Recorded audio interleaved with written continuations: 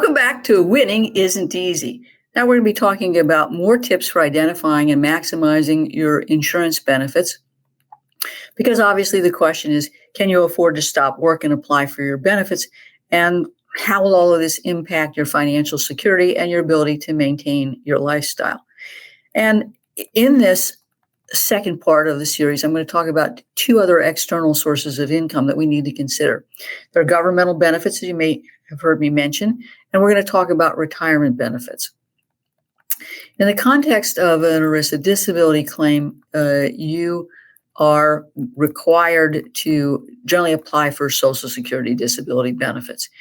You also may be eligible for state disability benefits, and that depends on where you live. You also, as I've said, may be eligible for the Social Security benefits, and in fact, you probably are going to be required to apply for them. You also may be eligible for federal or state pension benefits or retirement benefits provided by your employer. So we've got to look at that. And of course, if you're a veteran, you might be getting veterans benefits. If your disabling condition is caused by an accident or injury, you may be getting workers' compensation benefits. So we want to, on our Excel spreadsheet, start writing down these potential sources of income, and you need to be calling the necessary agencies to get information about your eligibility and information about how to apply for those benefits and how much the benefits are. So, for example, you can go to ssa.gov to find out the amount of your Social Security disability benefits and the amount that your children might be eligible for. You can also find out the same information for retirement benefits.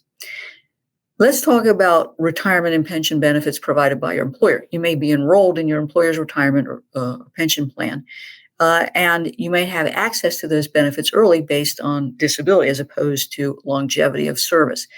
Now, it's important that you understand what retirement benefits you have and the ability to access those benefits with and without tax consequences, because withdrawals from retirement pensions can impact your ERISA disability benefits, as many policies or plans will provide, that there's an offset or a reduction for your long-term disability benefits based on what you're taking from your pension or retirement fund. And that could be a double whammy when you add or consider the impact of tax on the early withdrawal and, of course, the penalty that the carrier is extracting by reducing your long-term disability benefits by whatever you're taking out of the pension. So on the other side of this, there are sometimes situations where the retirement and pension are protected. And by that, I mean sometimes you will see that there will be a pension contribution benefit in your disability benefits that will continue to make your pension contribution so long as you happen to meet that policy's definition of disability. And all these definitions are not the same. So we should be making a checklist and adding up the total of the external benefits. If you haven't created a checklist or you haven't updated the Excel spreadsheet, I want you to stop and do that now. Because again, we want to figure out what's the amount of the benefit, when will it start, when will it end, is there offset provisions? And obviously, this is all about calculating the amount of your benefits, not only today, but as over time, particularly through a retirement age and through the end of the policy plan period.